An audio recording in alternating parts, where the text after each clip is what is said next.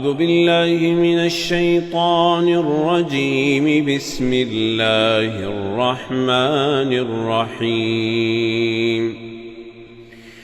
أفرأيت الذي كفر بآياتنا وقال لأوتين مالا وولدا أطلع الغيب أم اتخذ عند الرحمن عهدا كلا سنكتب ما يقول ونمد له من العذاب مدا ونرثه ما يقول ويأتينا فردا واتخذوا من دون الله آلهة ليكونوا له